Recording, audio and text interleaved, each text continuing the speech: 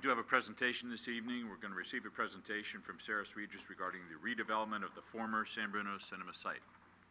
Drew, it's good to see you again. Thank you. It's good to be back. So for those of you who don't know me, my name is Drew Hudasik with Sarah Regis Group of Northern California. And I know many of you do know me because we started working here in October of 2000 with what was the former Navy site and now the master plan known as the Crossing San Bruno, of which we are very proud. And we're here tonight as the owners of the former cinema site at El Camino and San Mateo Avenue. And we, as I understand, have just found out we've been working well with staff over the last few weeks, and we have our demolition permit ready to pick up literally tomorrow morning. And so we will be moving the project forward as quickly as we can. The first things that will happen are not necessarily publicly visible. We've safed off utilities. We'll be doing some asbestos removal. But then in mid-July, on Wednesday, July 15th, we would like to invite all the members of the City Council to what I'll call a demolition kickoff party in the middle of the day at 11:30. So we'll have a little ribbon cutting and a chance to take some photos in front of the building. And then shortly thereafter, the visible part of the demolition will begin literally that week, as early as the following day. The building will start coming down. We've been in discussions as well with the fire department and the city manager's office. I know we've offered up the building for some destructive testing and some drilling, so there's always agreements to be worked out, and we have to make sure that everything's safe to be able to do that, but we've offered that up to the city, and we'll continue to work towards that goal before the building does come down. And we know that the city is very excited to see it come down.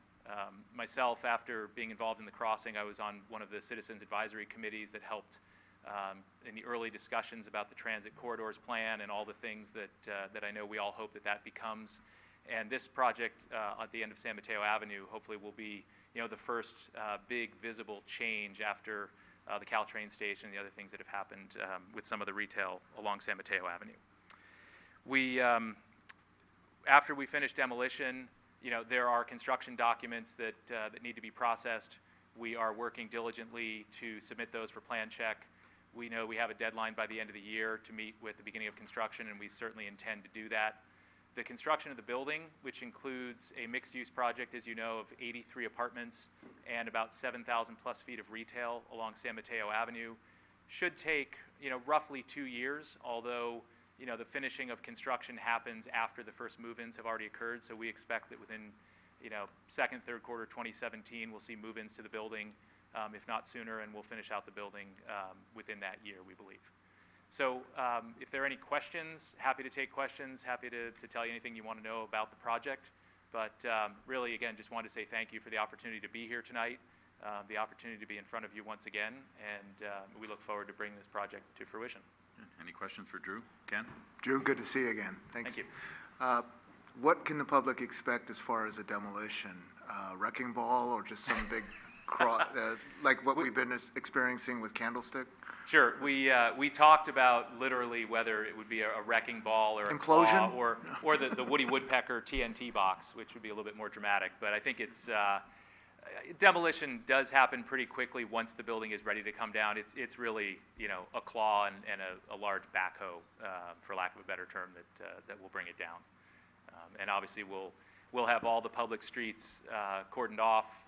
We'll have some signage on the project, and obviously everything will be done safely so that nobody's in harm's way.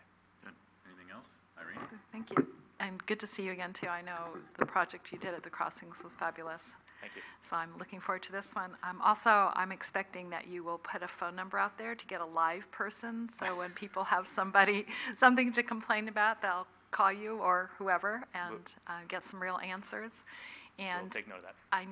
I know in New York and other places they do the fencing, and then they have peepholes so people can see what's going on, so they don't have to try to climb over and look. So sure. I know you're not intending to do a wooden fence, I believe, but even so, maybe there will be some opportunity for people to Sure. look and see what's happening. We intend to fence the site as the pedestrian traffic happens today. If you're walking northbound on El Camino, you do follow San Mateo Avenue, or the sidewalk on San Mateo Avenue, for just a little bit, as you know, before you cross over to that little triangular safety zone.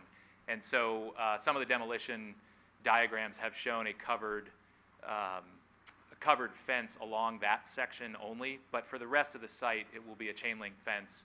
And although we may have some screen around it, most of the activity on site is going to be very visible, particularly once we start the vertical construction. So I have no doubt that the public will see this going up from a long way up and down either direction of El Camino and also San Mateo Avenue. Okay, great, thank you. Anyone else? Well, thank you for taking this on. This is a big anchor, I believe, to the south end of San Mateo Avenue, and so we're really looking forward to it. And please come by and give us updates as this progresses. Thank you very much. And we'll have invitations out to you for the 15th, so please put that on your calendar. Sounds good. Thank you. All right, thank you.